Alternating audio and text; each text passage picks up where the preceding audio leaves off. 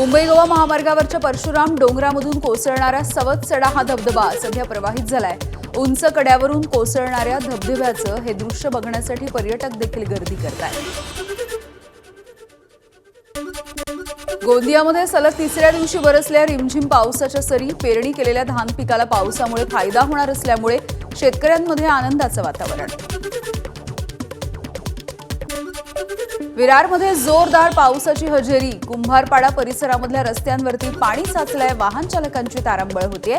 महानगरपालिकेनं रस्त्यावरती पाणी साचू नये यासाठी तात्काळ उपाययोजना करण्याची स्थानिकांची मागणी।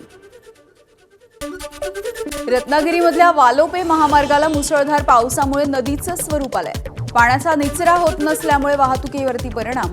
राष्ट्रीय महामार्ग विभागाच्या कामाचा पहिल्याच पावसामध्ये बुजवारा। यवतमाळमध्ये मुसळधार पावसाची हजेरी, पिंपळगाव ते आसेगाव पूल पाण्याखाली गेल्यामुळे नागरिकांचा जीव धोक्यात घालून प्रवास। पुलाची उंची वाढवण्याची स्थानिकांची मागणी। परराज्यामधल्या नोंदणीकृत प्रवासी बसेसवरती लातूरच्या आरटीओ पथकाची कारवाई।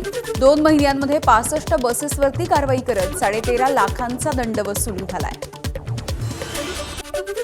फ्रान्सची राजधानी पॅरिसमध्ये वादळाच्या दरम्यान जगप्रसिद्ध आयफेल टॉवरवरती वीज कोसळली आहे। टॉवरच्या अगदी शिखरावरती वीज पडल्याचं हे दृश्य बघून अनेक जण थक्क झालेत। या घटनेचा व्हिडिओ सध्या सोशल मीडियावरती व्हायरल होतोय।